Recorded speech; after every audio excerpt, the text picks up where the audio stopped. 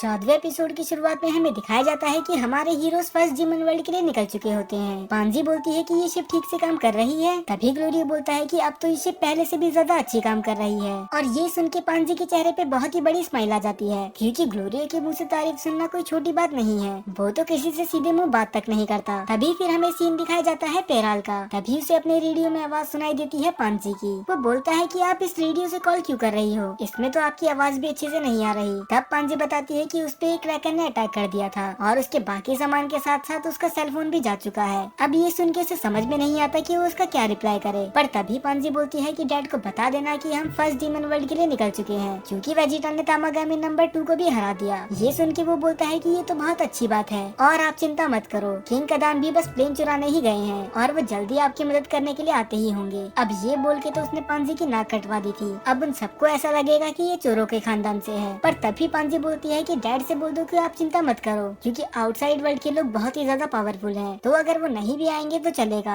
और चोरी और किंग एक ही सेंटेंस में सुन के वेजिटा के कान भी खड़े हो जाते हैं। वो बोलता है कि तुम्हारे डैड एक किंग है, वो फिर भी चोरी करते हैं। तब पांजी बताती है कि वो बस एक नाम की किंग है, क्योंकि हमारे पास इतना पैसा नहीं है। पर तभी बुल्मा बोलती है कि अगर तुम मुझे माजी लाइट्स दे दोगी तो उसके बदले में तुम्हें शिप दूंगी। और ये सुन के पांजी बहुत ज्यादा खुश हो जाती है। बुल्मा को तो यहाँ पर भी अपना बिजनेस ही करना था। अभी तक तो सब सही चल रहा था, पर इन्हें पता नहीं था कि आगे क्या खतरा आने वाला है। और दूसरी तरफ गोमा पूरा परेशान था। इतना सब कुछ करने के बाद भी उसे चैन नहीं था, और ये इसकी अच्छी बात भी है, क्योंकि ये गोकू और बाकी लोगों को अंडर एस्टिमेट नहीं कर रहा। वो उससे पूछता है क्या वो लोग आ चुके हैं। तब देगासू बोलता है हाँ, वो लॉबी में ही बैठे हुए हैं। ये सुन के गोमा बहुत ज्यादा खुश हो जाता है। क्या सच में सुपर फोर्स यहाँ पर आ चुकी है। और फिर हमें दिखाया जाता है उन सुपर फोर्स को। और इनको देखने के बाद मेरा रिएक्शन भी वही था जो गोमा का है, क्योंकि ये एक जोकर से ज्यादा कुछ नहीं लग रहे थे। तभी देगासू उन्हें सिग्नल देता है कि गोमा यहाँ पर है, और वो सभी डर के मारे उनके सामने झुक जाते हैं। और उसे इरिटेट करने के लिए बस इतना काफी नहीं था कि वो एक एक करके अपने आप को इंट्रोड्यूस भी करते हैं। आप इन्हें थोड़े गिन्यू फोर्स और पारा ब्रदर्स की तरह समझ सकते हैं। पर तभी कैप्टन कदाम बोलते हैं कि अगर आपने हमें इधर बुलाया है तो कोई बहुत बड़ी बात ही होगी। तब गोमा बताता है कि हाँ, कुछ लोग इस वर्ल्ड पे अटैक करने वाले हैं और तुम्हें उसे किसी भी कीमत पे रोकना है। वैसे तो हमने वाप सामा को डिसेबल कर ही दिया है, तो तुम्हें अपनी पूरी जी जान लगानी होगी उन्हें रोकने के लिए। तभी वो कैप्टन हंसता है। वो बोलता है कि आखिर वो अपोनेंट है कौन। तब गोमा बताता है कि वो आउटसाइड वर्ल्ड से कुछ बच्चे और कुछ थर्ड डीमन वर्ल्ड के लोग हैं। उसे तो पहले उनकी बातों पे यकीन तक नहीं होता कि उसके साथ कोई मजाक हो रहा है। क्या अब स्पेशल फोर्स का यूज बच्चे पकड़ने के लिए किया जाता है। और तभी वो उन्हें आगे समझाते हैं कि वो कोई नॉर्मल बच्चे नहीं है, वही है जिनने तामागामी और यहाँ तक कि माजिन बू तक को हराया है। अब ये सुन के कैप्टन थोड़ा डर चुका था, पर तभी उसका टीममेट बोलता है कि ऐसा हो ही नहीं सकता।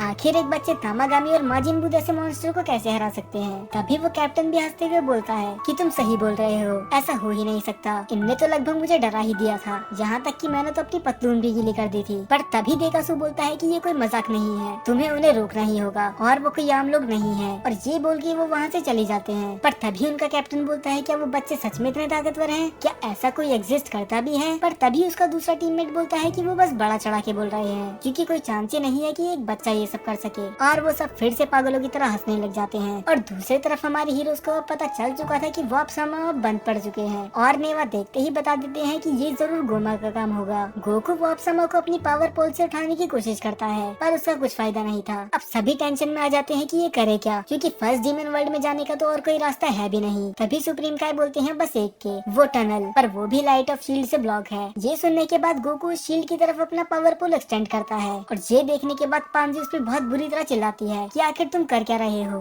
क्या तुम्हारा दिमाग खराब हो चुका है। गोकू बोलता है कि तुम ऐसा क्यों बोल रही हो। तब पांजी बताती है कि अगर तुमने गलती से भी उस शील्ड को टच कर लिया तो तुम जिंदा वापस नहीं आने वाले। इससे पहले गोकू कुछ करता वो पावर पोल उस शील्ड पे जाके लग जाता है, और उससे बहुत ही खतरनाक लाइटनिंग निकलती है, जो पावर पोल के थ्रू होते हुए सीधा गोकू को लगती है। और इस बॉडी में गोकू के पास भी इतनी पावर नहीं थी कि वो इस स्ट्राइक को झेल सके, तो वो वहाँ से नीचे गिरने लग जाता है। और तभी बीच में आते हैं हमारे लेजेंडरी नेमेकियन नेवा, और वो एक नेमेकियन लैंग्वेज में एक मंत्र पढ़ने लग जाते हैं। पांजी को समझ में नहीं आ रहा था कि आखिर हुआ क्या, और पिकलो के तो पसीने छूट चुके थे, क्योंकि उसे धीरे धीरे समझ में आ रहा था कि नेवा क्या करने की कोशिश कर रहे हैं। और वो मंत्र बोलते ही वो magic ball third demon world के शील्ड पे जाके लगती है। और ये देखने के बाद पांजी को यकीन नहीं हो रहा था कि आखिर हो क्या रहा है। उसने कभी सोचा नहीं था कि इस शील्ड को कोई खरोच भी पहुंचा सकता है, पर वो अपनी आंखों के सामने ही उस शील्ड को धूल बनते हुए देख रही थी, जैसे मानो वो कभी वहाँ पर थी ही नहीं। और यही चीज वो फर्स्ट डीमन वर्ल्ड के शील्ड के साथ भी करते हैं। और गोकू अभी भी नीचे गिर ही रहा था। नहीं, ये बॉलीवुड का लॉजिक यूज नहीं कर रहे। दरअसल ड्रैगन बॉल दाइमा में हमें पहले ही बता दिया गया था था कि डीमन वर्ल्ड की एयर बहुत ज्यादा थिक होती है, तो उसमें आराम से हम फ्लोट कर सकते हैं। और यही रीजन था कि गोकू इतनी धीरे गिर रहा है। पर उस शील्ड से फिर से टकराने से पहले ही उसकी आंखें खुल जाती है और वो डायरेक्ट ही अपनी शिप में वापस आ जाता है। और वो बोलता है कि मैं तो मरते मरते बचा। तब पांजी बोलती है मुझे तो यकीन नहीं हो रहा कि तुम वो स्ट्राइक लेने के बाद भी जिंदा हो। और तब गोकू नेवा की तरफ देखते हुए बोलता है कि आप तो बहुत ही ज्यादा कमाल के हैं, आपने उस शील्ड को तो धूल बना के रख दिया। तभी पिकलो अपना बिग ब्रेन यूज करता है। वो बोलता है कि आप इस शील्ड को आसानी से इसलिए ही तोड़ पाए ना क्योंकि इस शील्ड को कई साल पहले आपने ही बनाया था और वो एकदम सही था। इस शील्ड को खुद नेवा ने ही बनाया था। पर तभी पांजी हैरान होते हुए बोलती है कि आपने ऐसा क्यों करा। तब नेवा बताते हैं कि नमीकिन बहुत ज्यादा पीसफुल हुआ करते थे, पर थर्ड डीमन और फर्स्ट डीमन से लोग आके उन्हें परेशान करते थे, तो इन सब चीजों को रोकने के लिए उन्होंने दोनों वर्ल्ड के बीच में शील्ड बना दी और वाप सामा की वजह से अब बस लिमिटेड लोग ही यहाँ पर आ सकते हैं। तब पिकलो बोलता है कि आप सच में एक लेजेंडरी नमीकिन हैं, क्योंकि जो आप कर सकते हो वो कोई नहीं कर सकता। और ये बोलने के बाद वो सभी रवाना हो जाते हैं फर्स्ट डीमन वर्ल्ड के लिए। और शील्ड टूटने का एहसास खुद देगासु को भी हो चुका था। उसे समझ में तो नहीं आता कि हुआ क्या, पर उसे ये पता चल चुका था कि कुछ न कुछ तो बुरा हुआ ही है। और दूसरी तरफ ये जोकस की टीम जाती है स्टोर्स में वही चिप्स लेने के लिए। अगर मैं पीछे ये मेंशन करना भूल गया हूँ तो इनने कुछ चिप्स खाए थे जो इन्हें बहुत ही ज्यादा पसंद आ गए, तो ये यहाँ पर उसी के लिए आए हैं। और ये इन्हें इतने पसंद आते हैं कि वो पूरे स्टोर के चिप्स ही ले लेते हैं। और ये चीज देख के दो लोग बहुत ही ज्यादा इम्प्रेस थे और वो थे माजिनकू